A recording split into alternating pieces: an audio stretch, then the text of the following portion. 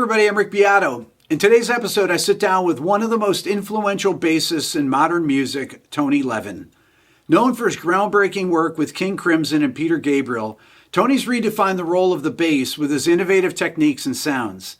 Not only a master of the electric bass, he's also a pioneer of the Chapman stick, which has allowed him to create textures and layers previously unheard in rock and progressive music. Throughout his career, Tony has contributed to countless albums and been both a session and touring musician, playing with legends like John Lennon, Paul Simon, and the band Liquid Tension Experiment. His unique style is characterized by precision, melodicism, and unusual two-handed techniques, making him one of the most sought-after bass players in music today. Here's my interview. Tony, welcome. Thank you. Thanks for having me. You and I met out in L.A. probably, 4 months ago or so, 5 months ago or so?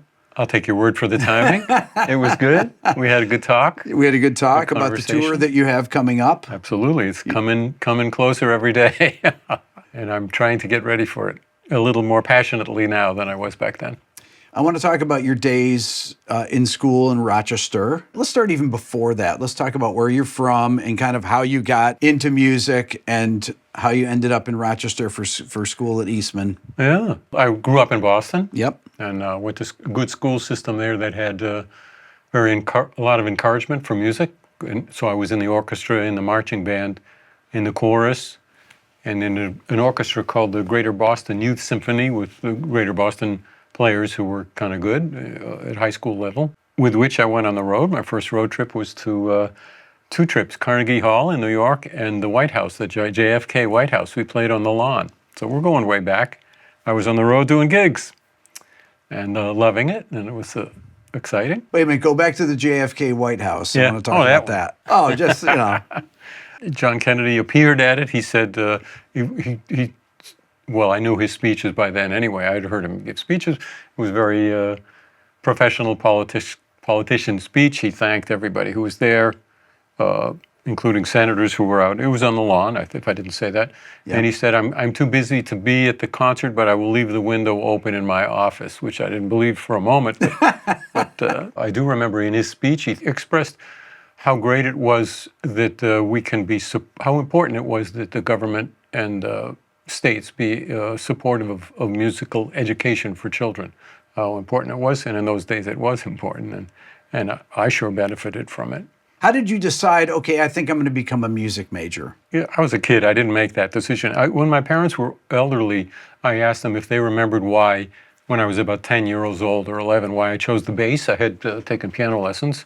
They said they asked me and I didn't know. And as insignificant as that seems, I think there's some significance there because I made it from some part of me. I didn't have an ambition. I didn't really want to be a rock player or famous or the leader of the band. I just wanted to play the bass. I'm a few years older now. I still just want to play the bass. I want to get better at it. And I'm the same guy. So it was a decision from a good part of me and has stood by me through my quite long life so far. And you started on an upright, right? I played upright, yes. And I was classical only. Okay. My older brother Pete was a fan of jazz. He played French horn in those days. And if we're going into it, I'll tell you an interesting thing that happened. Julius Watkins was a great French horn player. Great player. And Pete liked him and got his records. He could afford records before I could afford records, so I listened to Pete's records. And Julius Watkins and his friends, musical friends, made a number of records in different names, under each of their names, but with the same combo. And Oscar Pettiford was the bass player on all of them. Bass and a little cello. Sometimes he played cello melody. So I grew up playing classical, but listening to Oscar Pettiford, and how lucky I was that I still admire his playing, and I still go back. I kind of know the parts by heart of the records I grew up with, but I go back and listen to it. And in my later years, I decided that it had more influence on my playing than I thought. I didn't play jazz for a long time. I didn't play that style of jazz. But if I were to think about what I glommed from his playing, it was playing simply with a great sound and playing only the right notes, exactly the right notes with exactly the right feel. And when he had a solo, saying what he had to say and then stepping aside for the next guy. That's my impression of how he did that. And if I were to think about how I tend to play rock, it would be that way. Did your parents, they started you on, so you started on piano before bass. Yeah. Did they make you practice? Yeah, yeah. Neither my brother or I wanted to practice piano. Bass, I wanted to practice. Don't know why. I didn't practice 5 hours a day or anything, but they didn't have to encourage me to practice the bass. Don't know why. I just felt good about it. What about getting your first electric bass? When was that? Much later, as a junior and senior in high school, I wanted to go follow this. My parents had other ideas, but they accepted that, like my older brother who went to Juilliard, I would go to some music school. I chose Rochester in the Eastman School to continue my classical bass playing. And I entered school. Within a couple of years, I was in the Rochester Philharmonic, which was great for me because I got to experience at a pretty young age doing what I was aimed at, and I got to realize it's not really what I want to do. And how lucky is this? Steve Gadd was in my class at school, Right. and he was great then. He was kind of renowned for being a great jazz drummer, and he had no one to do gigs with. So when he'd do a gig, for instance, with Gap Mangione, and there was no bass player there, Steve would say, "Hey, come on," and quietly. We did a lot of playing together. I mean, like 6.5 hours of gigs a day, 5, 6 days a week. So he quietly mentored me and stuck with me, this classical player who didn't know how to play the feel of jazz, as I learned how to play on top of the beat and without rushing and stuff like that. And I'm very grateful to him and how lucky that I've had a long career of playing with Steve, including past school for sure. So I was in school for the 4 years, and I stuck around, I think, a year or a year and a half after that in Rochester. Great music scene. Like you said, the culture in the city, you can take it for granted if you're there, but it's very culturally aware in many ways, especially the Eastman School of Music, and also the cats, the players, the jazz players, renowned ones and great ones who are from Buffalo and Rochester, was a thing there. Again, you could take for granted, but I was getting to play some with these great guys, and mostly and especially with Gap Mangione and Chuck Mangione. My first tour of Europe was with Steve Gadd and Gap and Chuck to play the Montreux Jazz Festival and to play Ronnie Scott's in London. Boy, Amazing. I was a kid, and there I was being exposed to those things. Pretty great, pretty lucky. That was renowned to people like me growing up, knowing about you and Steve and Gap and Chuck. We all talked about that. Really? Yes, I mean, that was just, those were the legends. And you and I are both in the Rochester Hall of Fame. I'm going to ask you how that was, your last year thing. That was, so we're hallmates. We're hallmates. That's right. Along with Steve. It was great to be back in Rochester. I realized when I left there and I went to school in Boston, and I realized that Rochester was a really unique place later on. And I was like, man, I can't believe that all the great players that were from there. Yeah. Well, we do have a thing then. You left Rochester to go to school in Boston, and I did vice versa. Right. Well, those schools in Boston, I think I wanted to get out of town. So Tony, they were good schools. How good was Steve back then as a drummer? Great, and well known. I think I couldn't tell you the year, but it seemed like he was leaving town for a week to go play with the Supremes or something like that. And he had famously been on the Mickey Mouse Club back when he was really a kid, dancing and playing. So well known as a really, really excellent jazz player. How much electric bass did you play when you were at Eastman? Did you have a chance to play a lot? I'm playing a lot of jazz gigs at night while I'm playing classical in the day, and playing the Rochester Phil shows on Thursday nights. And I can't hear the bass. The band's loud, and I can't hear the bass, but I'm learning. I'm getting the jazz thing together. And I heard about this thing called an electric bass, and I got an Ampeg baby bass, it's called. It's an upright.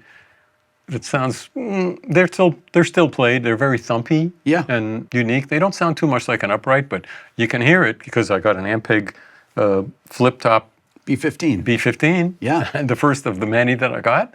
And I was a happy guy. I could hear myself, and it works better in that way. Then I went to a show, Jackie and Roy, a New York singing couple, and saw them, and the bass player, whose name was Andy Muson, I later found out, was playing this thing I later found is a Fender bass. He was playing a Fender Precision. And the kid I went up to him after the show, excuse me, what's that? Can you tell me about that? And he said, yeah, it's a Fender bass, it's a Fender Precision. And I said, well, how would I get one? And he said, do this, to go to New York. And he said, don't get a new one, get a used one. Smart. The word used, because there was no vintage guitar, vintage bass. This was in the 60s, and there was no such expression. You could say it, and nobody knew what you meant. He said, a new one will be $220. A used one will be $180. Go to New York, go to Dan Armstrong's in the Village, a guitar shop, and they'll be hanging on the wall. And I took, when there was time, I took a train to New York City, did exactly that, got for $180, I got a mid-50s Fender Precision, slept overnight in the Grand Central and took the train back to Rochester the next day. And from then on, at the jazz gigs, I played the Fender bass because Andy had showed me that it's possible. I'd like to take a second to talk to you about this channel. Believe it or not, 57% of the people that watch here regularly are not subscribed. So I would encourage you to hit the subscribe button now. This will help me get even more of my dream guests in the future. Thank you. So when did the switch where it's like, okay, no more classical bass? When was that phased out? By the end of school, I was playing more jazz. I was trying to get in some rock bands unsuccessfully. I think I might have put an ad in a Rochester paper once, anybody forming a rock band. And then came the call to join Buddy Rich's band. It's a band I admire, love the band, knew some guys in it. Pat LaBarbera was playing sax in it, and that's it. And in those days, I don't know about now, but in those days, you joined that kind of jazz band, you were on the road all the time. You don't have an apartment somewhere, you just live on the road. And when the tour ends, there's another tour. So I decided to do it, and I got rid of all my stuff, and I had a station wagon, put my basses, I had the upright and the electric, put them in the back and went to Boston to join the band and to go to Europe the next day with the band, and showed up at Revere Beach at the venue and was told, Buddy changed his mind and he talked the bass player to staying. We don't need you. Thanks for coming, but we don't need you. So that was welcome to the music business. Right. Not my happiest day. I then faced what my choices were: to go back to Rochester, tell everybody, oh, it didn't work out, I'm back, get an apartment, stay in Boston with my folks and be, I don't know what I was, 22 or something, and be the guy who's 22 and back living with his folks with no work and no connections in Boston, or turn around and go to New York. So I did that. I knew a couple of schoolmates who had apartments in New York I could crash in, and had I not done that, I might not have had the gumption to go to the Big Pond and try to meet people there and play there. So that worked out well for me too. And ironically, I always have an ear for irony, musically or otherwise.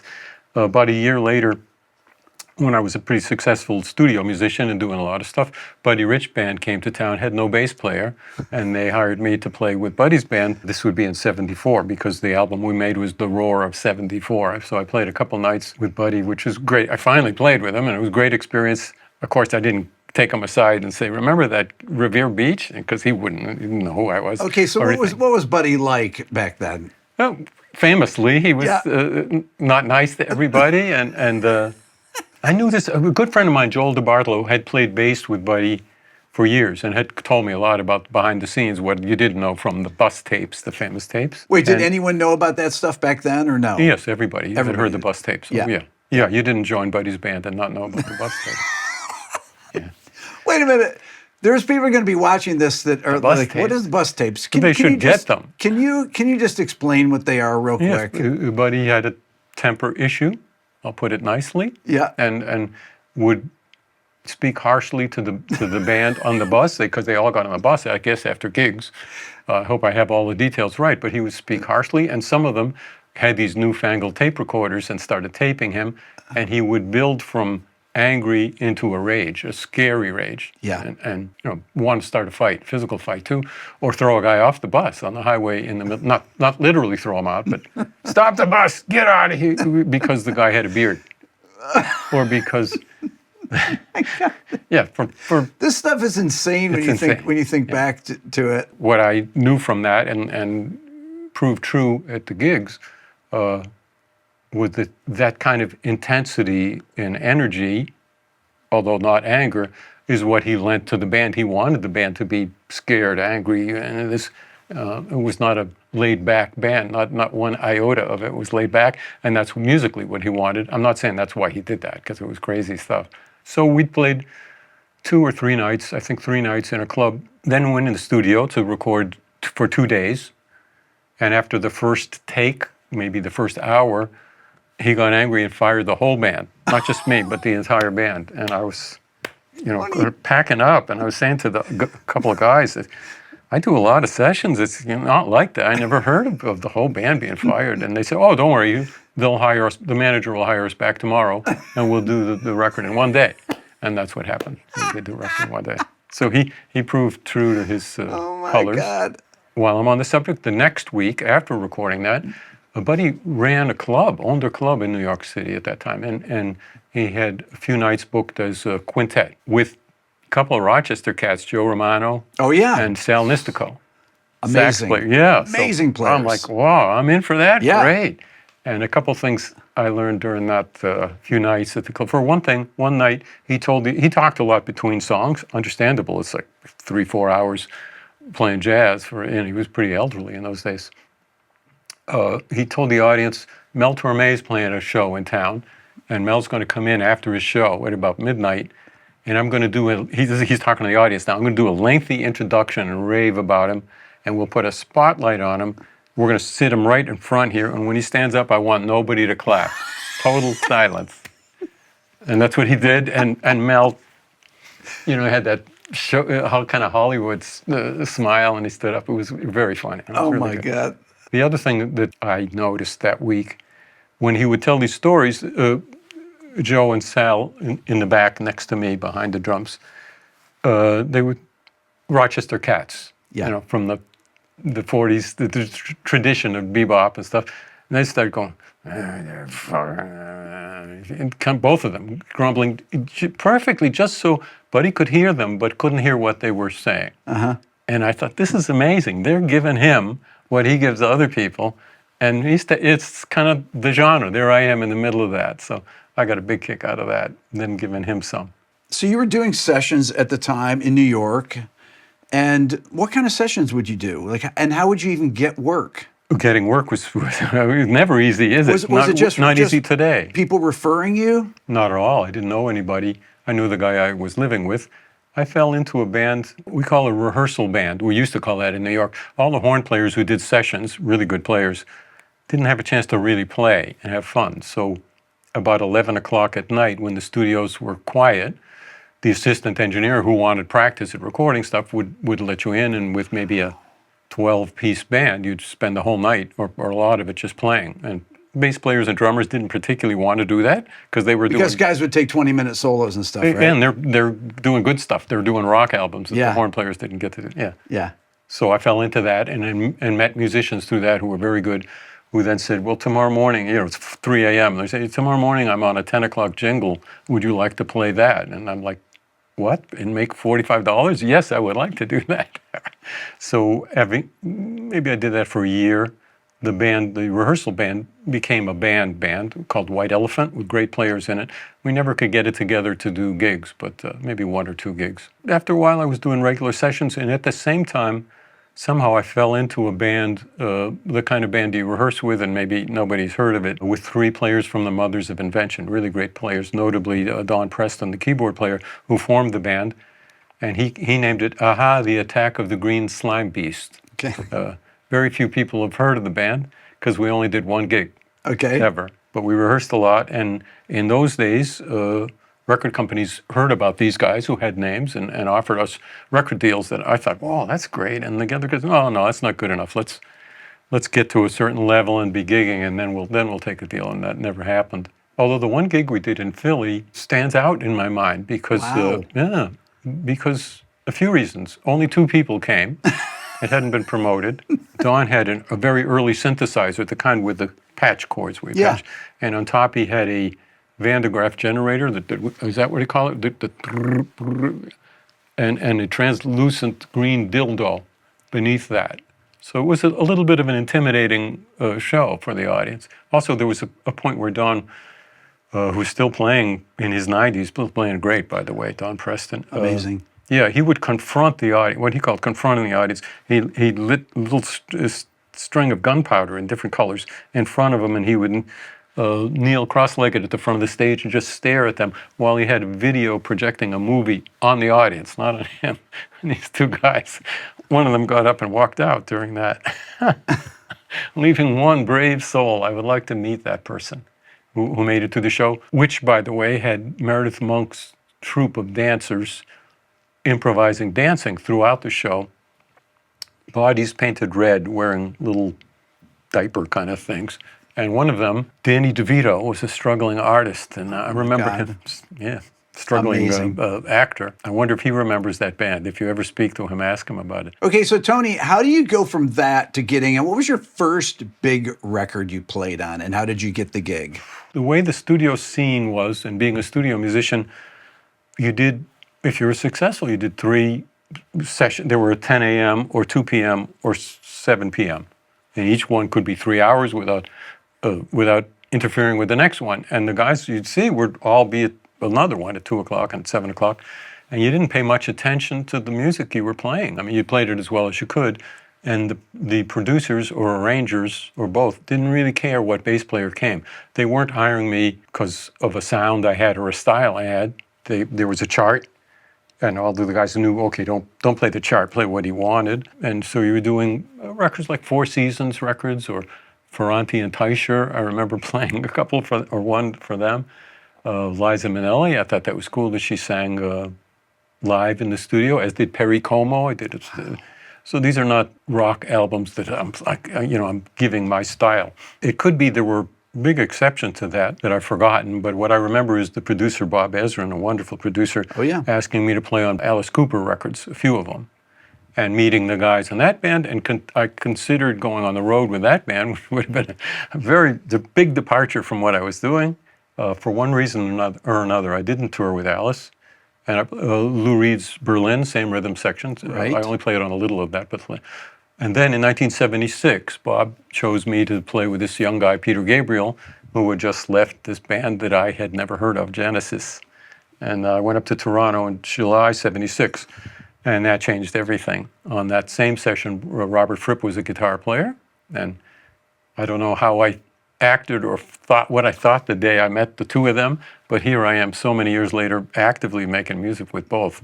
How special is that? That's amazing. So and I just fell into it. These were union gigs, right? These were union sessions. Meaning that they were at the specific times and there was a scale. You would get what it paid. And what would union scale be? Do you remember back then? When I started, it was $60 for a 3-hour session. That's pretty good. And sometimes there would be a double session. It was way better than playing with Aha, the Attack of the Green Slime Beast and rehearsing all day and making nothing. Yeah, I was happy with that. You said this before, but you'd have a chart, but would you make up your own parts? Both. Yeah. When I came, I was a classical guy. Yeah. And I'm not proud of it, but the classical guys read what it says. If you know it's wrong, you still play what it says. And you say, that's what you wrote. That's what classical players do. Bless us. And after hopefully not many weeks or months of that, I became just a normal human being. And if I saw the wrong note is there, I wouldn't play the wrong note. And if I sensed from just the busyness of it, okay, he wants a busy rock part, I would play a busy rock part of my own, not what it said. I want to fast forward a little bit. I want to talk about Peter Gabriel. I know him. Mention that because you know him. One of the songs that I asked you if you'd played on was this, Solsbury Hill.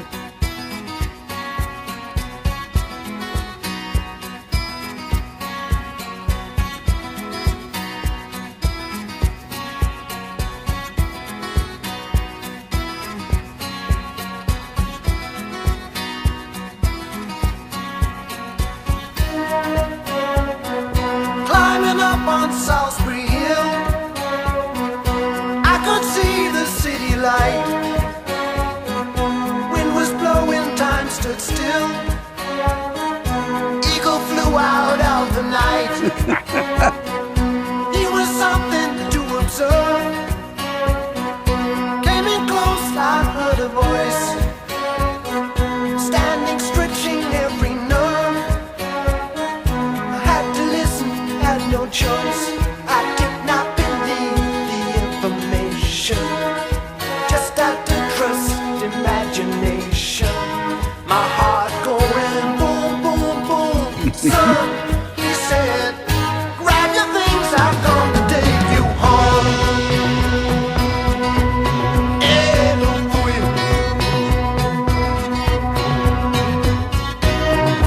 I always wonder about songs back then. How do you start a session? How does somebody bring in a song? How does Peter Gabriel bring in a song like that? Hey, I have this idea. Is the song done? Is there just the guitar riff? How do these songs come together? Different on every session and every artist, of course. Yep. Peter plays piano, so he couldn't play that very distinctive Steve Hunter cross-picking. Which is a really weird riff to play. It is. It's a very awkward riff to play. Later on the road, he sweated blood. Yes. Because he had started out every night. And it's something about it, it just can doesn't cramp your hand up. It's very hard to play on the guitar. It's very awkward. He'll be glad to hear you said that. Yes. Because he's been telling me that for decades.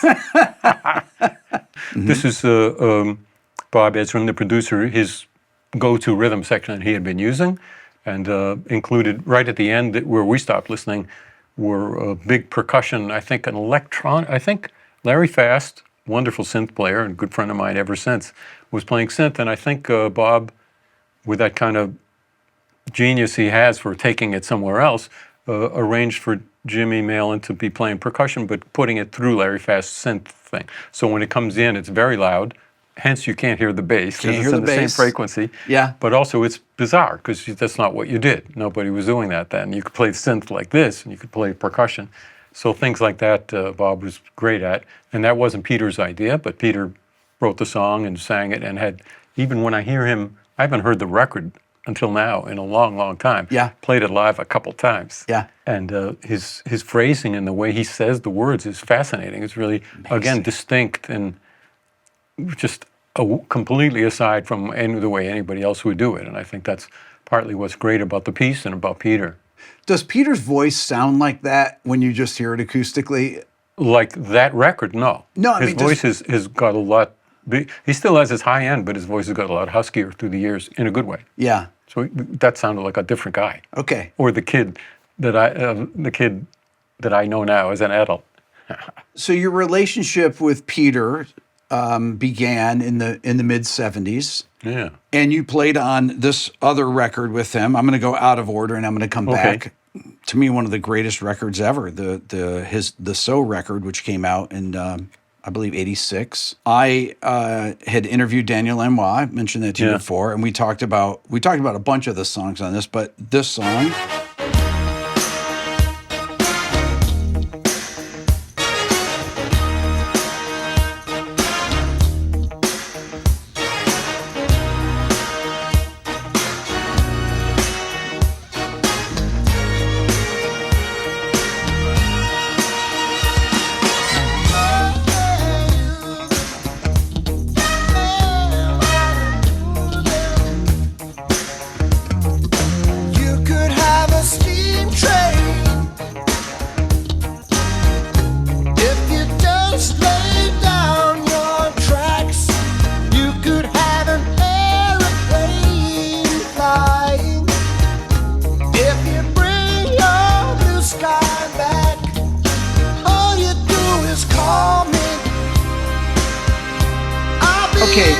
One of the things about your bass lines is where you leave space, because without the spaces in this, I don't think it would be as powerful as it is. There's you just know when to end the notes. And it's such an interesting part. How long did it take for you to develop this particular part? Well, first of all, thanks for the compliment. And I don't think about ending notes and leaving space, but of course I do, because it's like playing notes.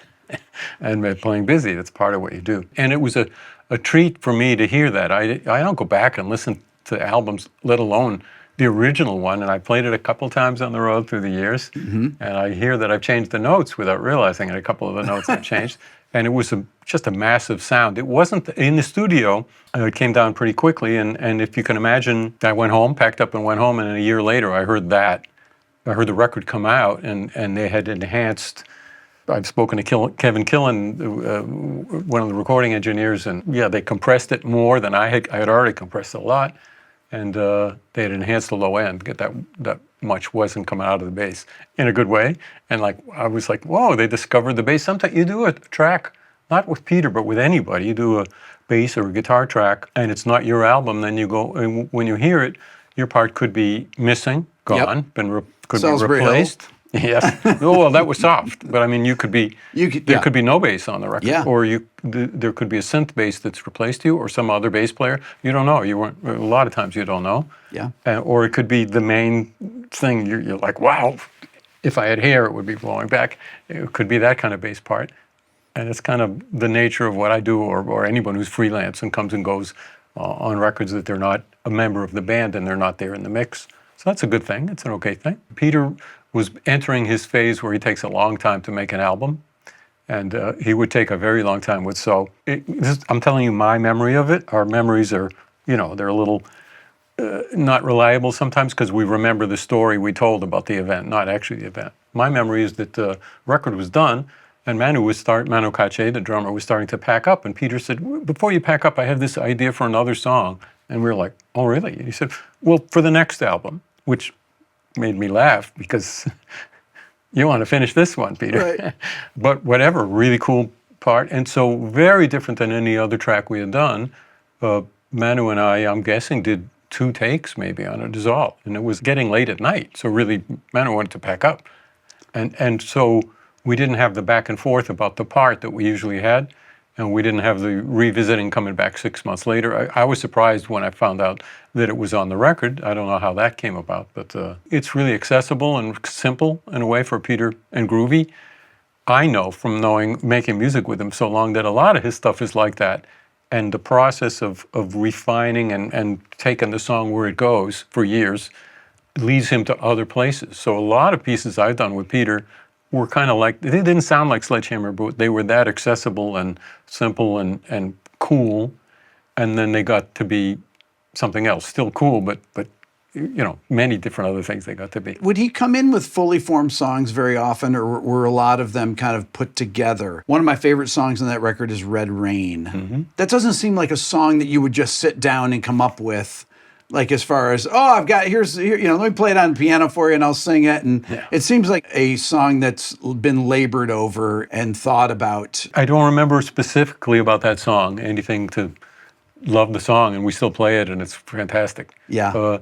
But typically Peter's in that era and on into the next era, the pieces were not simple. They were certainly composed. He didn't he only have a rough idea, but they had a lot of sections. Yeah. And Dan Lanois was very helpful to Peter on that particular album. But when Peter's in charge, which he was from then on, here's the piece. There's an intro. I don't know how long I wanted, so let's do the intro for 2 minutes. And then there's this verse. And then there's the chorus, but I don't know. Let's do 3 choruses. And then let's do the intro. And the outro was always about 5 minutes. So it takes you a while to learn the piece. He certainly had composed it. He certainly had it ready. What he hadn't done was the editing process, either literally or figuratively, of like, okay, it's going to work with this and this. And so later, when the record came out, remember I mentioned some stuff being very accessible and easy to get. Yeah, the intro was gone. The verse was gone. The chorus was the intro, and the long outro was you know what I mean? It was this. So there's a wealth of Peter Gabriel composing that never got to the final edit. Nowadays would be easy to do. Back then would be It was hard. difficult to do. And I don't know how many tape machines they had running to try to. Peter always wants more options, which means more channels. And first there was only 24 of them, and then when there were 96, it had to be synced with the 24, and then there were 296, and we spent a lot of time waiting for tape machines to be synced. And I'm glad I wasn't there in the editing process. However, Dan is great. One of the many things he's great at is hearing how to edit it, and here this would work. And that was a big contribution to the album that Dan was doing that. Now, do you remember what your bass rig was back then? We're talking about 85, so I would have been playing a Music Man bass, one of the earlier ones that I had. I always played Ampeg amps, so I probably had one. I don't remember which one at the gig. And in 85, I had been playing with Crimson, so I had become a pedal freak, and I had a lot of pedals. I probably didn't feel that they were appropriate for much of Peter's stuff. I will say that Sledgehammer, I was playing a fretless Music Man Cutlass, or Sabre. Not the Stingray that I usually play, but one with an extra pickup. I compressed it heavily, and I decided to play it with an octave pedal and with a pick. Working with Peter Gabriel sends you into some alternative universe where you're looking for, okay, that's the normal way to play it, but what can I do thinking outside the box is the norm with Peter. When I heard the track, when you just played it, I remembered that the octave pedal was having a good day. Oh, the octave pedal sounds amazing. Almost for the last time I ever got lucky. It's just a beast. Sometimes it's your friend, sometimes it's your enemy. I've tried a lot of different ones. I like the EBS one the best now, but that wasn't around back then. I don't know what I had, but that day it was cooking. That's probably why I probably plugged it. Oh, I'll try this, and oh yeah, it's working. It has to do with the input level, I think. Whether it's and how it's tracking. Yeah. I played that piece a lot live, and almost maybe 1 out of 50 times does it track as well as it did on the record. So I'm grateful for that. Tony, big time. We were talking about if it's a synth bass here. I'm going to play it. Hi there. I'm on my way, I'm making it.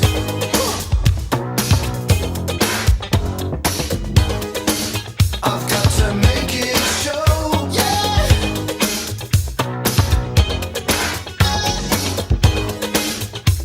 So much larger than life. I'm gonna watch it growing.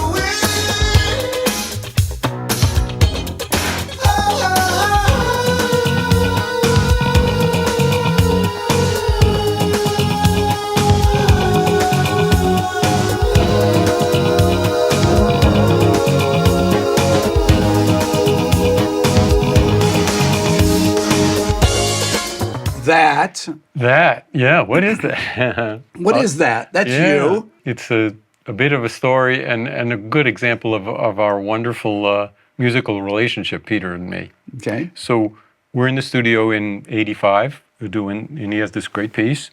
And I just got the idea of having Jerry Murata, the drummer, play drum on the bass strings while I finger the left hand. And it took a long time. The other guys left the studio, left us doing it with the engineer, and we did it. Okay, and that's the way we did it in the recording. A year later, the record came out. Not a year later, but quite a bit later. And I heard it thinking, oh, I wonder, how great is this going to sound? And oops, it's a synth bass, not me. It's Peter. Peter played it. Cool sound.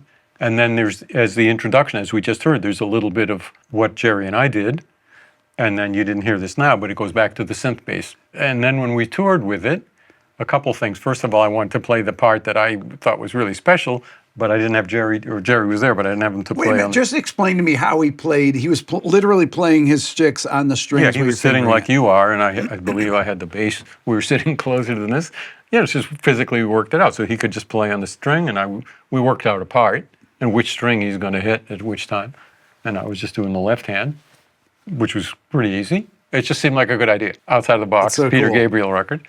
Yeah, so we're touring, and there's a few things of it. The crew guys, Peter's crew guys, gave me his synth sound, Yep. sound. So, and I always have keyboard with Peter there, so I can play the same part. Yep. But what I'm interested in is this, and I'm practicing every day at soundcheck with one drumstick.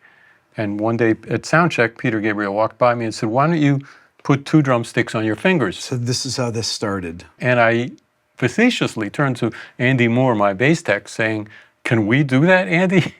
And then Andy did that. He chopped them off, and we experimented through the tour with different kind of Velcro grips because they could fly into the audience or turn my fingers purple. Rubber for the end, because if they're just wood, the string wins, the metal string wins. Sure. They would only last 2 shows, and there'd be nothing left at the end. And then I named them Funk Fingers and went about trying to make them with the hope that some other bass players might like them and find something cool to do with them. What's remained in my life ever since, and still does, is that synth part versus the Funk Fingers part, because I can play the whole thing with Funk Fingers, but Peter would prefer that I play the whole thing on synth. But Peter's busy during the song, Right. So as you can imagine, as the tour goes on, I play more of it on this, and I got or I could hit with the Funk Fingers, hit the notes, or back and forth. And eventually maybe he'll have a chance to listen to a tape or see a video, and then the front of house engineer will come up to me and say, "Peter would rather you go back to his part." Peter just didn't want to have that. He's not like distant from me, he just didn't want to bother telling me that.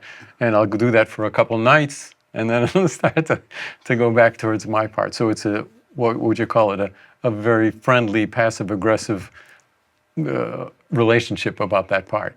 And I like the synth, let me say, about the synth bass part. I love the sound of it, and I like the quirkiness of it, but somehow in the choruses it doesn't satisfy the bass guy within me. Right. My body just doesn't like, so I have a hard time playing it the way he did it. I could change it with the synth sound and play it in a more bass way. So it's been an interesting, it's a whole relationship on that one song.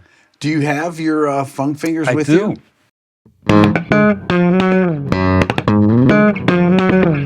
Something like that, and then I would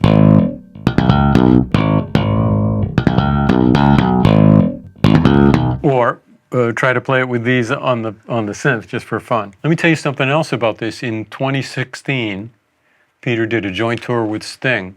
Typically on those kind of tours, eventually it'll be one song of each, and the band will leave the stage. Well, I would stay on the stage, but Sting really liked that part. Of course, the bass player in him gravitated. Of course. And he said, "Can I play that?" And I said, "Yeah, dude." And he would come over to me, but he didn't know about these. He was doing it with thumb slaps. Yeah, pretty great. And I would just be playing the synth thinking, "Peter, do you see this? It's going on behind you. Sting is playing that part, and you don't mind when Sting does it." So those are rubber. Can I? Those are like ends are drumsticks with rubber on Yes, the end. there's this stuff called tool handle dip. Okay. It's a can this big with Yep. some amazing liquid. Take the top off. You dip your screwdriver in, and you pull it out, and it's rubber. So needless to say, this is not healthy stuff to spend your time inhaling. Yeah. So we learned that 2 or 3 coats of that are perfect. So they last decades. Wow. Yeah. Needless to say, I turn the treble way down or off if I'm using these because they have a lot of high end. Okay, so Tony, we haven't talked about playing the stick at all. No. Okay, I want to talk about that, and I want to see if is this a stick here? That's a stick, right? Yeah. That's Okay. both sides of the stick. Yeah.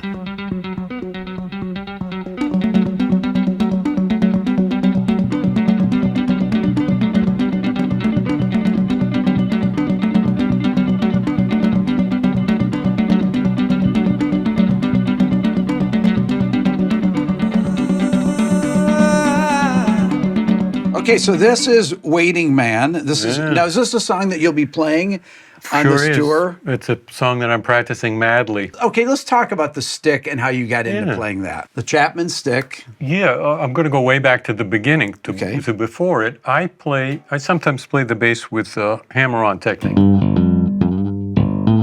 like that. And I've, maybe a little obnoxiously, I've practiced that in a lot of record sessions between takes, just because I like doing it. So back in '75, Emma Chapman came out with an instrument designed to be played that way by hammer-on.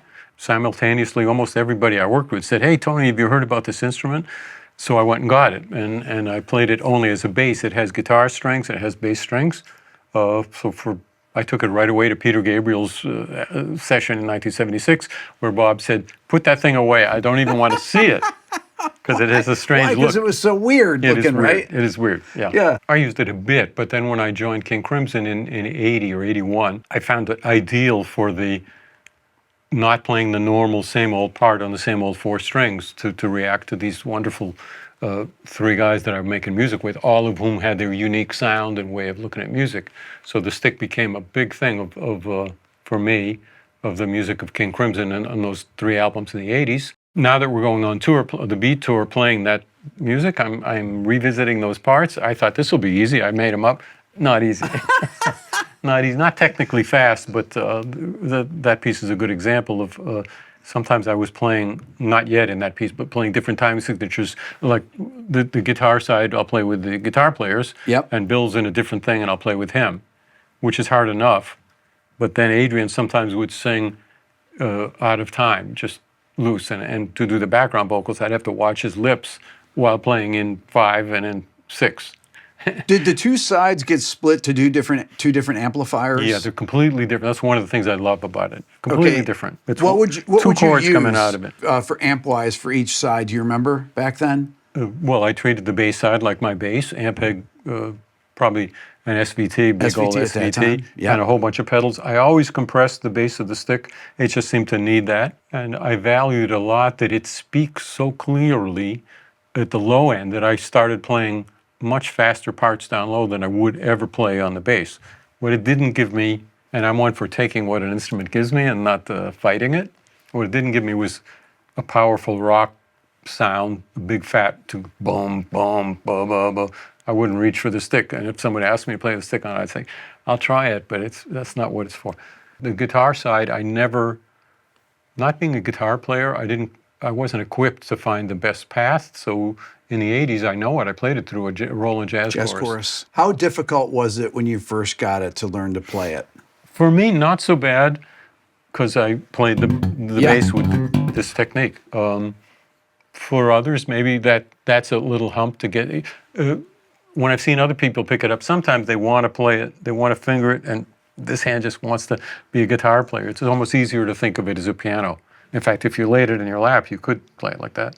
But I have seen players pick it up and play it pretty well immediately, guitar players. And I've seen other people who just kind of want it to be what it isn't. For me, because I only tackled the bass end of it, it wasn't bad, it wasn't very hard. And I only played it, for instance, the next Peter Gabriel tour that I did, 86, I suppose, I played it on one piece, because Bob Ezrin wasn't there to tell me to put that thing away.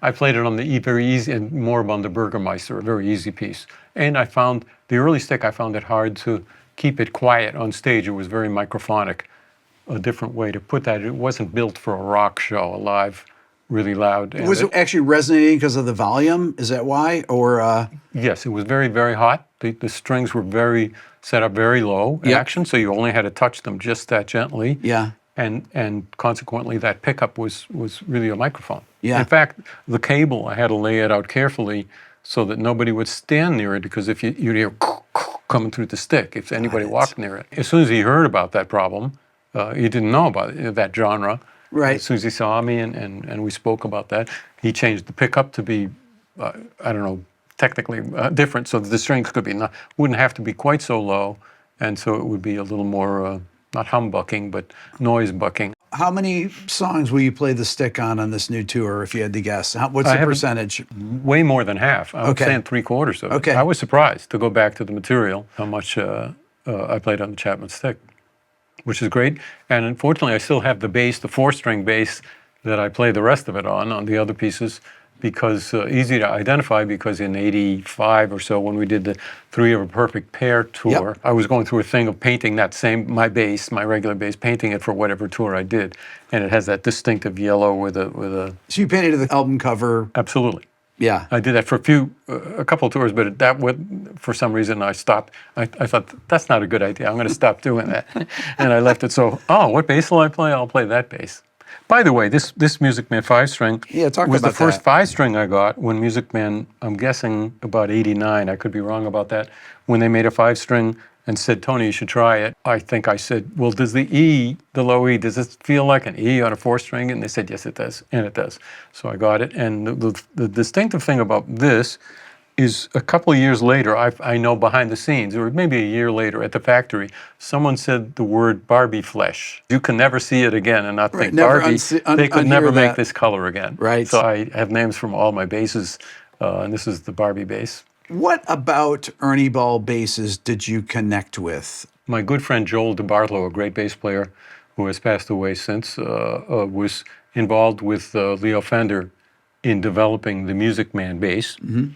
And Joel was West Coast, I'm East Coast, and he was telling me you got to try this bass, I'll send you one. I was like, no, I really like my Fender Precision.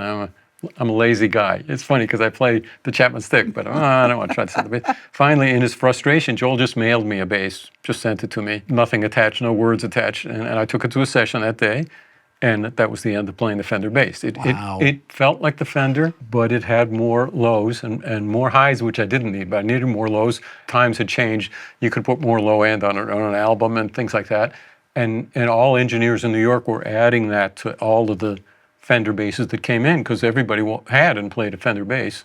And so there it was. And I could give the engineer, and engineers were, you have that, okay. I don't have to add it.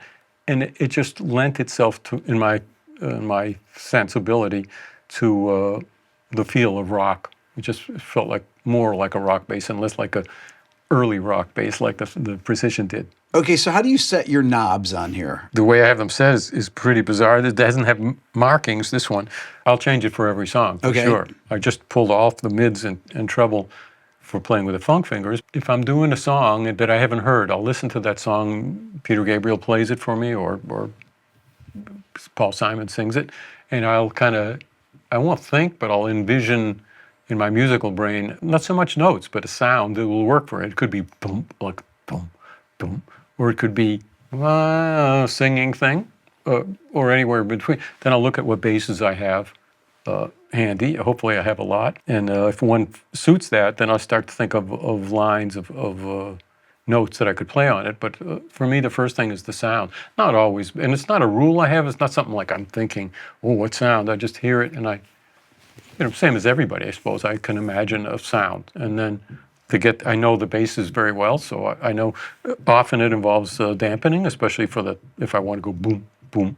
The bass won't do that if I don't put something under the strings. What will you put under the strings to do that? My friend Kevin Andrews, who lives here in Atlanta, made me some custom-made foam rubber that has cutouts for the Mutes, though.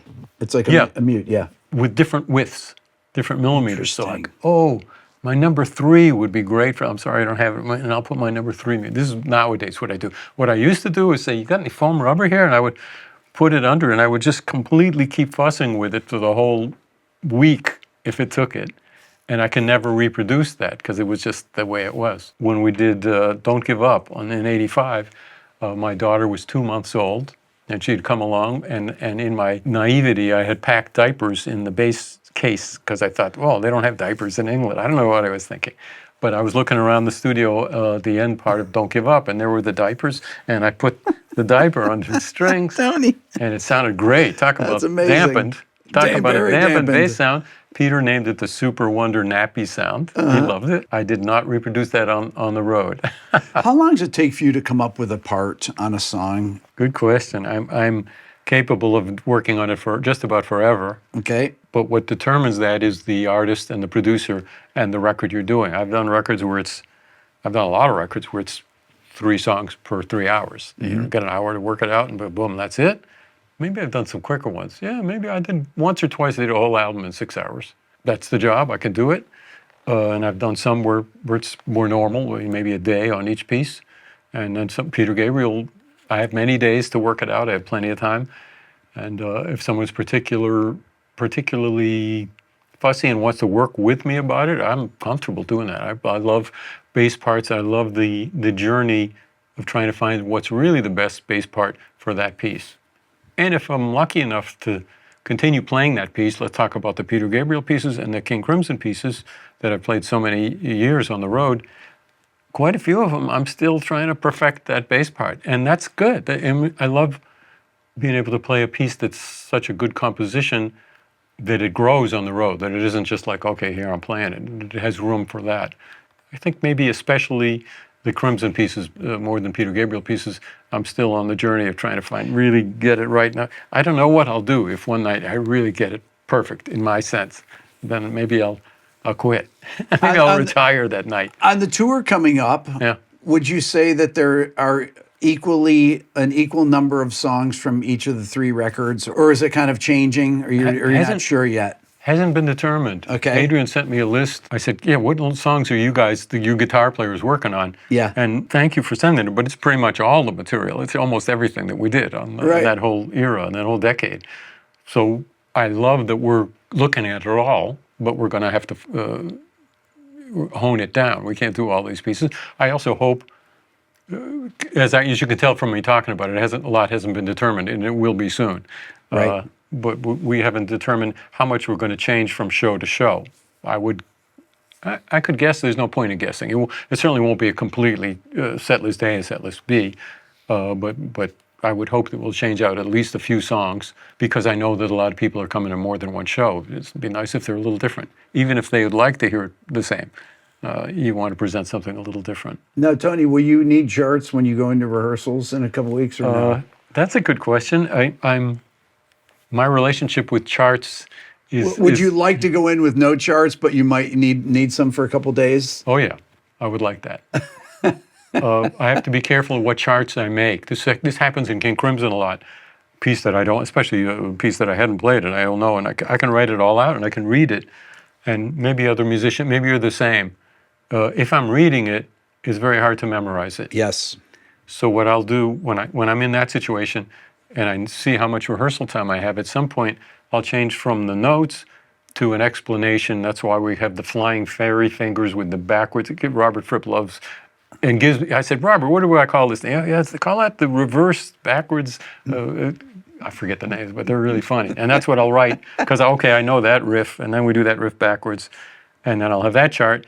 And then I have to abbreviate that so that eventually I won't spend the whole show looking down at the chart. But you probably want to get away from the reading part as quick as possible so that you can have it memorized, right? But in this case, because they're songs that I know, Yeah. there'll be notes to me and lyrics. Some of the lyrics, quite a few. I'd sing background vocals on a few pieces, and I don't remember those lyrics. So those through rehearsal, I'll have lyrics, and then there's patches. I'm going to use a multi-unit.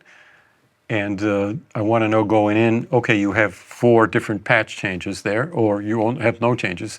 It'll be a little helpful to have a list of okay, we're doing this piece, I'll look over here, and okay, E, F, G, and H are your options.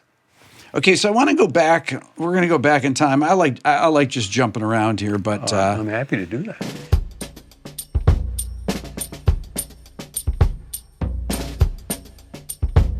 Paul Simon, Steve Gadd.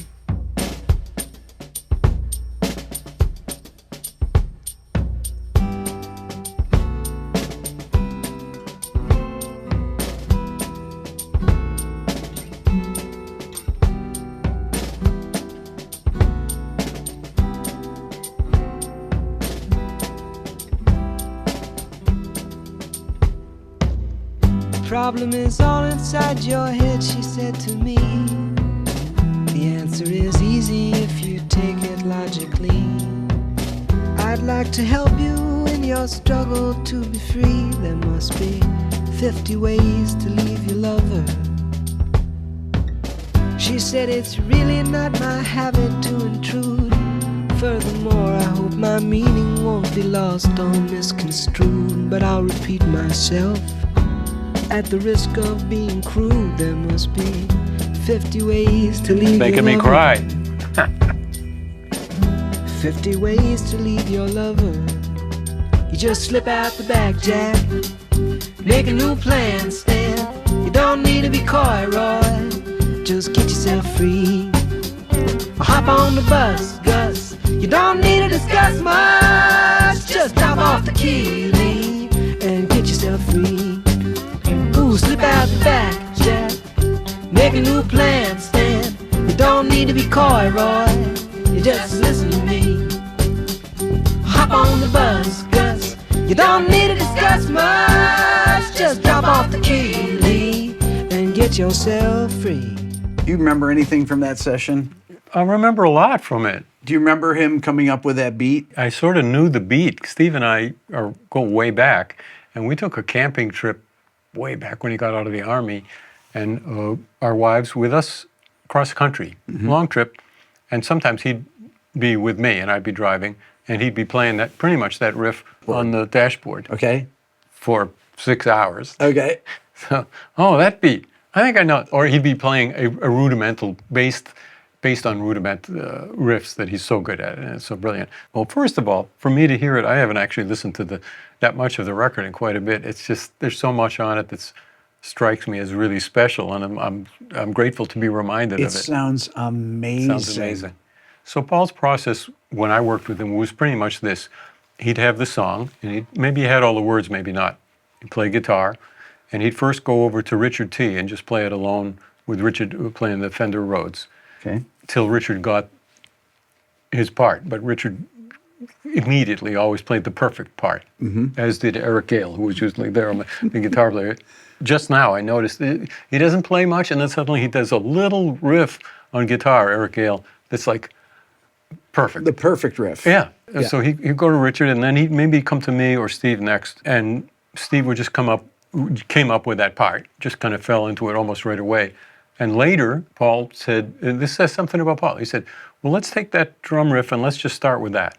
It sounds like a little thing, but it's as much as he had worked on that piece, and he had a great piece, and it's one of my favorite pieces I'll talk about in a minute, but it is a great piece, not just the hook and the humor of it, but he heard something and said, oh yeah, let's start with that. So he recognized the specialness of that drum thing, not just as a backup drum. So he comes over to me, and as he did on many pieces, he kind of sang it, and he played it on guitar, but he also indicated the bass part to me. He sort of sang it, I don't remember exactly what it was, but always melodic, always high. Yep.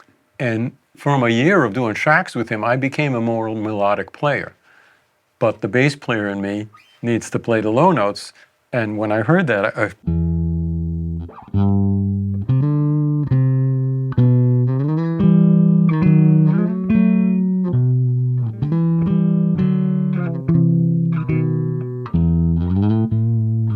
that's not what he sang, but that's what I gravitated towards. But then, because he was singing melodic stuff to me for that too. But Yeah. that's when it's working really well in the studio, when you get ideally the best, for a bass part, that's all I know about bass parts, the best of both worlds, the best of the artist's ideas and me, the bass player. And so it was a joy playing on those. When you consider the lyrics to that song, the verse, before you, what is it, the problem's all inside your head, she said to me. And you already know there's two characters here, and she's a little aggressive, and he's got a little bit of a problem. You know, all that. It's just only the song hasn't even started yet. It's a remarkable piece of writing, which is almost typical of Paul. He's just a brilliant writer, and his voice sounds fantastic on that too. The chord progressions that he came up with Yeah. are just so beautiful, so brilliant, so intricate. Yeah. And yet they just flow like water. Yeah. Well, a testament to a talent like that is to keep in mind that even though he came sort of out of folk and simple guitar playing, I think during the years I worked with him, he was taking theory lessons with Don Sebesky, I think. And you hear the chord progressions on guitar. Don, you the know, great jazz arranger. and they're really different than, Yes. really different, Yeah. really than anyone's doing, but certainly than he had done before that. So he wasn't just, here's what I do and I'm doing that, and that's an inspiration to us. You know, that way, I try to be that way as a bass player. Okay, I did that. So would Paul stand in front of you and play the guitar part, and then you would kind of, Absolutely. And we would do that until he was happy with the part. yeah. Like I said, 30 seconds with Richard T., but 15 minutes with me. I'm just guessing, but, you know, till it was, not the whole part, but the sense of it. And ever any charts with Paul? No. Because the rhythm section were the first in there. Later, there might be horns or even strings, but no, the rhythm section didn't need to write out parts. When I listen to this, and when Steve starts out the groove, it is so in the pocket. Yeah. It's so perfect. Played with him night after night for years. I'm just, nobody would be capable of being just like falling over themselves every night. That's the way he can play, you know, pretty special. Now, were there ever gigs playing in Rochester? You're playing with Gap Mangione and you and Steve or something, and Steve would play these insane things that you would remember. And Good question. There were a lot of nights and a lot of stuff, and probably not in the. We did 6.5 hours a night. We had 2 gigs with Gap every night, and it was covers of material that was popular. There were no drum solos in that. In other contexts, he did drum solos, and certainly we took an arranging class together in school, and you can bet there was a drum solo in my arrangement. Because how do you want your piece to be a hit? Well, you give Steve a solo.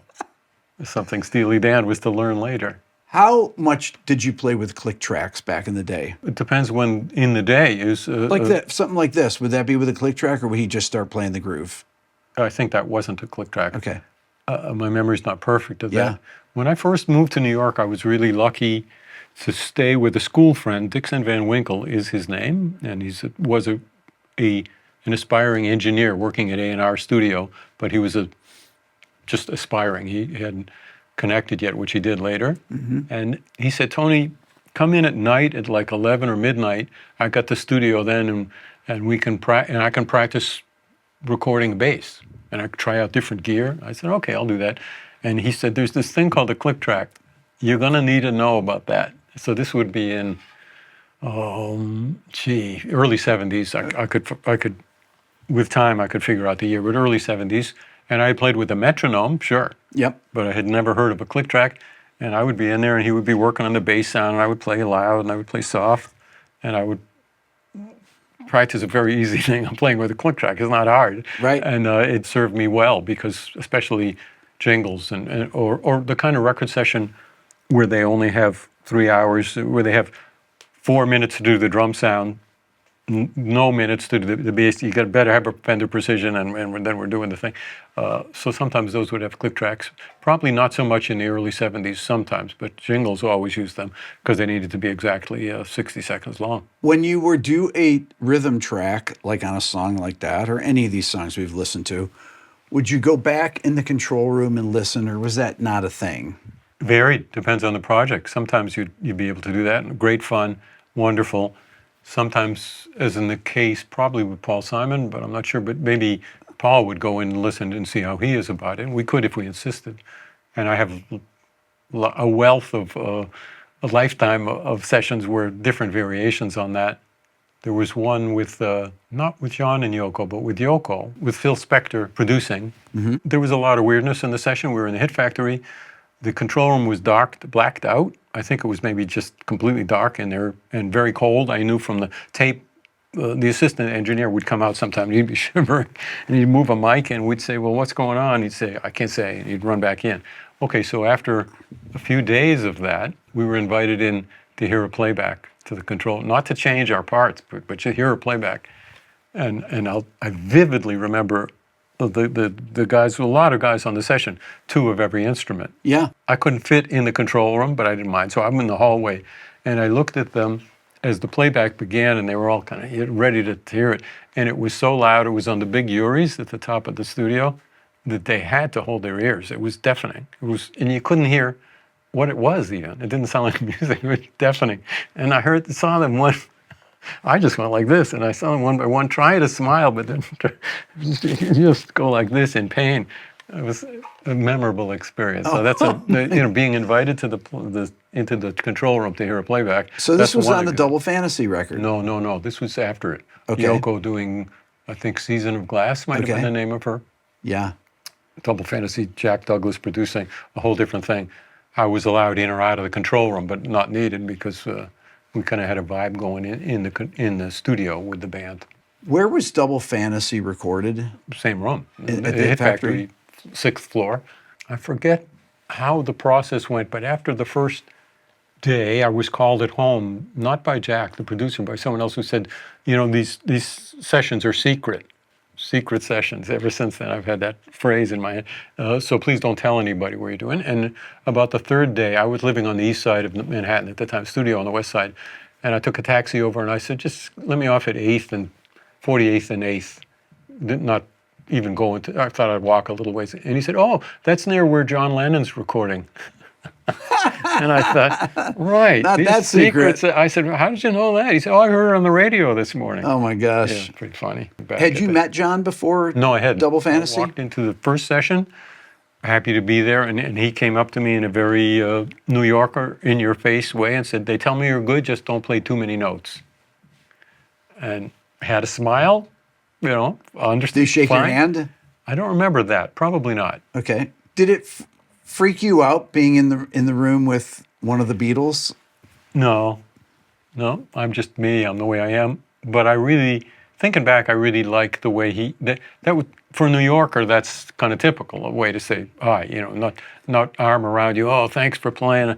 L.A. would have been like, thanks so much for being on my album. He wouldn't have, but I'm saying he was a New Yorker, and I was a New Yorker, and so there was that. Plus, I really appreciated that they told him, this guy's good, and he didn't trust them, and maybe I'm going to play all over and be make a mess of his songs. Maybe it was a comment on Paul. Ooh. I don't think so. And later I found that his first choice for the band, for the sessions was someone else, so I was just lucky. And doing the tracks, I felt there's a lot to it, but I felt just lucky to be the one. I was thinking there's going to be 1,000 bass players who really would do a good job, maybe a couple thousand, maybe more on this. And it's just, I'm the one who's here. I like that. He seems to like what I'm playing. That's pretty great. I was influenced by Paul and the Beatles, of course. Yes. Like with Paul Simon, he would play us the song. coming up with a bass part. Well, that takes, I didn't need to use any part of my brain. It was just there. Yeah, those are great pieces. Tracking on that record, would you guys all track together and then? Very much. Okay. The process was, I've been reminded because I have a tape of him in the studio talking on the mic, and that reminded me that it was tense. He had a lot of tension, but in a good way, not nervous or anything, but just, so he really, later I found out he hadn't been in the studio much for years. Yeah. So he wanted to jam, and we just fell into Buddy Holly pieces and stuff like that a lot. And then suddenly he'd be like, "No, okay, we got to do the song." And somebody says, Huey, the guitar player, is in the bathroom. He's not there. And he said, "He can overdub. 1, 2, 3," and that'd be the take. So there was he was kind of reining himself in from wanting to fool around and have fun. Something that just occurred to me today, I was thinking about the technique I use. We mentioned it before. Can I play during it? Yeah.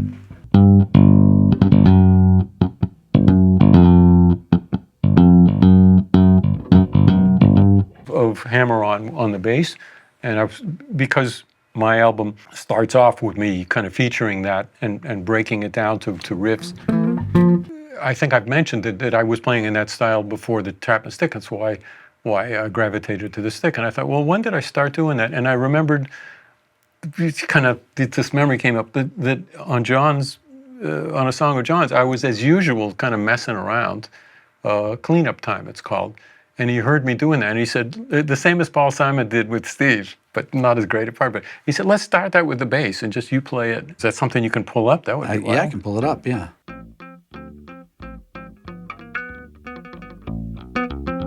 Bubble, bubble, Bubbles, bubbles. toil.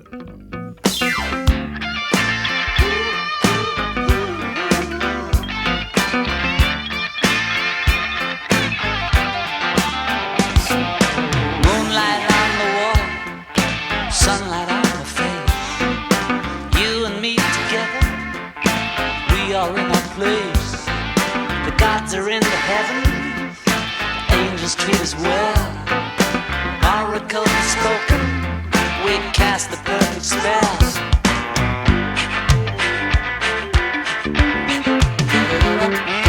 Queen is in the counting house, counting out the money. Tony, this forgot that is lick. a bass feature. I mean, that's literally a bass feature there. Yeah, and I only remembered it today or yesterday. So when you played that, John's like, let's start the song off with Yep. this. It came to mind just now when you asked what the session was like. So it Yeah. was, he had his songs, but he was open to what guys were doing. I have a tape of him, tape rolling, and we're about to start kind of singing over and over again the drum fill that he wanted from the drummer, from Andy Newmark. I mean, John had made many, many records, obviously. That time that he had a pretty good idea for what he wanted, you would say? For sure.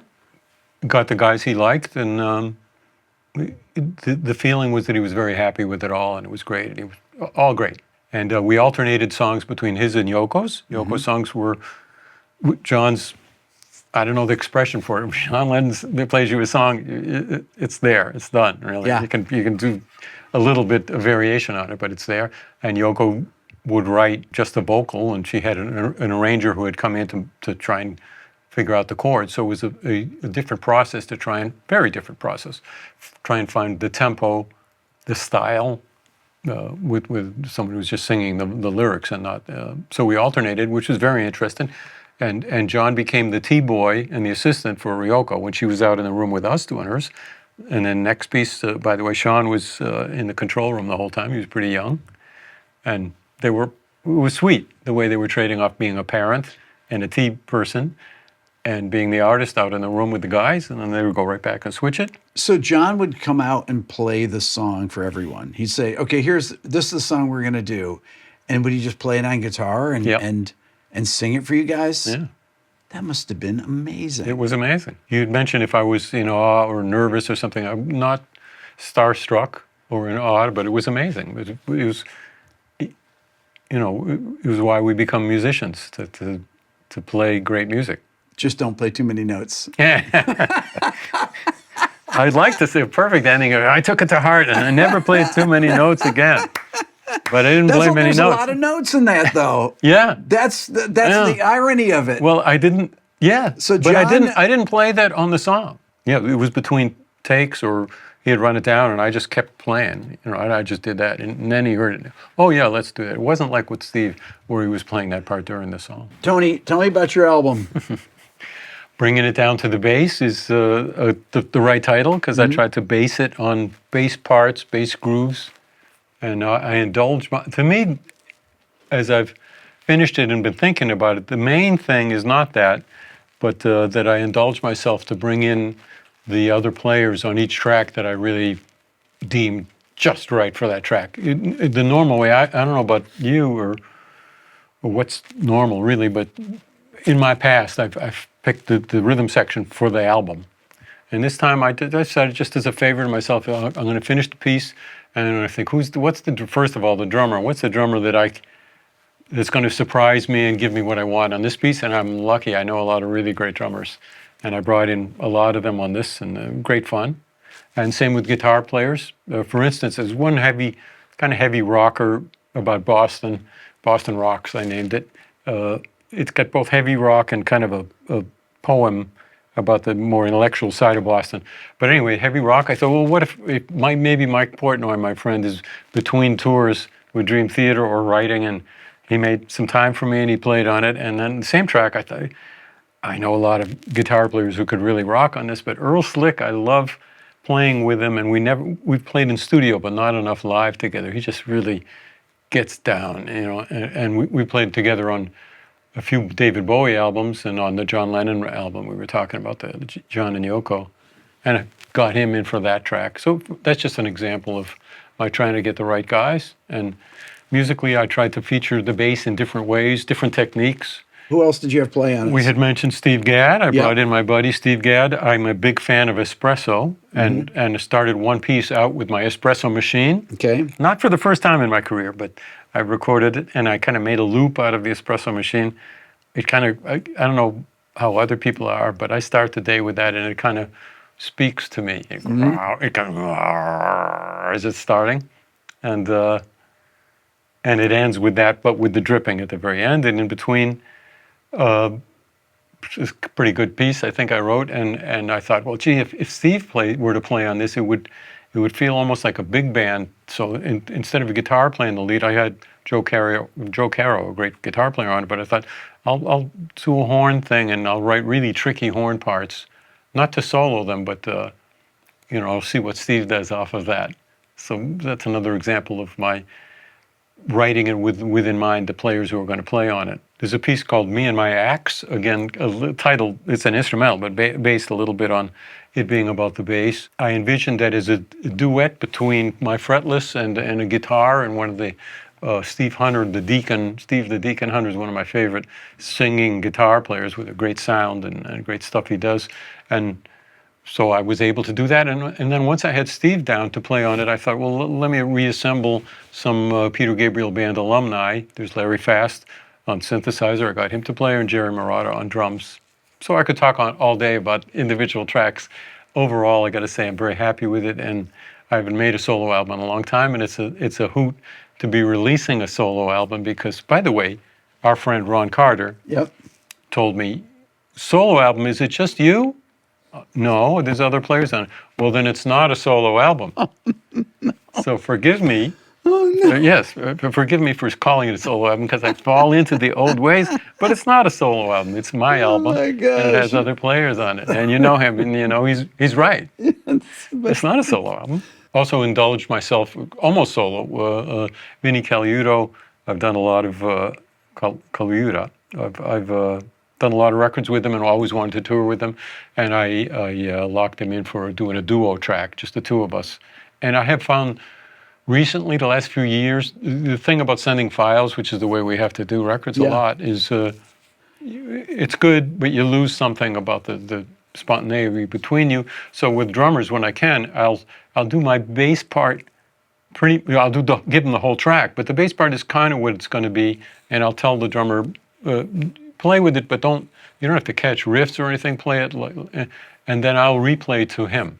So we each get a chance to play to each other, which is a small step better than than just trading the file, and that's the end of it. Do you have somebody that you work with to mix your record or anything? Different on different records, and I was very happy to bring in Kevin Killen on this one because we talked about the Sledgehammer sound, the bass sound. So Kevin and I go way back to that Peter Gabriel So album, and I thought, I'm going to look for super bass sounds on every piece at the very least. Plus, he's a really great engineer, and when you're a guy like me, if I do my own rough mixes. Yeah. But I don't trust that. But what I like, for instance, Earl Slick's guitar, having played with him live a bit, I know he likes to really crank it up. Mm-hmm. So on my mixes of that song, my rough mixes for myself, I had him cranked really, like shockingly, the guitar, because that's, to my feeling, that's the way he plays, and it sounds good. I don't mind it at all. It's a good idea to bounce it off a guy who's done a few records before. And he said, the guitar is a bit loud. You sure you want it to sound? I said, well, I do, but anyway, stuff like that. We had a good time working together on it. And how often will you go back and forth with Kevin if he's mixing something? Not very, because we could trade files nowadays. But in the end, we did get together, and I had plenty of chance to revise or suggest things about what he had done. There wasn't much for me. You give it. It's the same with players. I give Steve Gadd the track. I'm pretty happy with what Steve played, and I give Kevin Killen the track to mix. I'm pretty happy with what he did, except for that one thing of how loud is the guitar guitar going to be. Analog or digital? You've gone between those two different worlds for decades now. Did you ever envision the digital world when you were recording on analog tape? Did you ever think that, boy, you know what, we can just punch in and we can extend songs, we can do this? Did that ever occur to you that it was going to be so easy to do things like that in the future? No, I wasn't really thinking about that, but that brings to mind one of the first rock records I played on in New York was called Rock Encounter with Joe Beck, wonderful guitar player who's passed on, and Sabicas, the father of modern flamenco guitar, Spanish fella, actually two guys, brothers, who are an entity you can consider as one. So historic in a way, because they're very well known. They didn't speak English, and they didn't read our kind of writing. They read tablature only. Mm-hmm. And working together to form a rock record was not easy, because we couldn't say, this is how long is the bridge, or things like that. And it was a studio that didn't have, technically didn't have punches in. So eventually, everyone else, the guitar, the keyboard player, would wait for the second beat of the bar to hear what Sabicas played. But I had to play the downbeat. And I was, as I would be now, I was pretty daunted, because this record's going to come out and I'm playing the wrong note on the downbeat. I'm changing on the second beat after I hear what they played. So yeah, I remember back when, I think that was the RCA, which was recording to film. Don't know why, but film has recording audio tracks on it, and you did it at RCA, it was going to be film. Punch in? No, they didn't know about that. Did I see digital coming? No. When it first came, I tried some digital, we're talking of effects there, and either I didn't like them or I could live with them, and then sometimes it takes me time on the road. It takes 6 months later, I hear that this isn't working. This is affecting my bass in a way that I just didn't realize. I thought I would think I would, but I didn't. So after that, I was pretty much, after I heard a couple of things that I wish I hadn't done, switched to effects. I was pretty much an analog guy until I wasn't. I think I did my first album in the 90s on like an ADAT or something? Yeah, an ADAT, thank you, digital ADAT, that I took on the road with me so I could record duets with other guys. So it was great for that, and I'm happy with the sound. And gradually I stopped fighting and went over to digital. I think it got better, and I'll be honest with you, my hearing has not got better. As you see me wearing hearing aids, so the high-end details that maybe form some of a piece are a little bit beyond me now. But I still know a bass sound that really works for the piece. I recognize that. I hear enough to know that. Is there a studio that, through all the years that you've recorded, a studio that you think that's the place I love to record at? Boy, that's a good question. I'm going to think a while about that, but probably it would be more for feel than the sound. for a few reasons. Rhythm section, usually you're there a little bit and then you go away, and you don't really live with how it's going to sound. That comes later. You hear the finished product. So there's that, but also the comfort level, and I don't mean a soft couch, but the accommodating feel of a studio really has a huge influence on me. But I can play in an unpleasant place. So I'm going to think about that, and I'm going to get back to you later. Where's the most unpleasant place that you played? Oh, let me think. It would probably be a place without individual headphone mixes, where you only have one mix for the whole band. And I'm not thinking of the names because it's been a while since I was in one of them. But where we have to live with the drummer's mix. That has like a whole lot of drums. I'm going to think about that one too. Well, Tony, it's been such a pleasure and an honor having you here. Thank you. And thank you so much. It's always great to talk to you. And I feel like this is our conversation. It doesn't feel like an interview. It feels great. And your musical expertise is really helps me through the day. It's really great. Well, Appreciate thank you it. for all the great music that you've been involved with. Thank you. I appreciate it. I'd like to once again thank Tony for being my guest today. Remember, hit the subscribe button, leave a comment, and thanks for watching.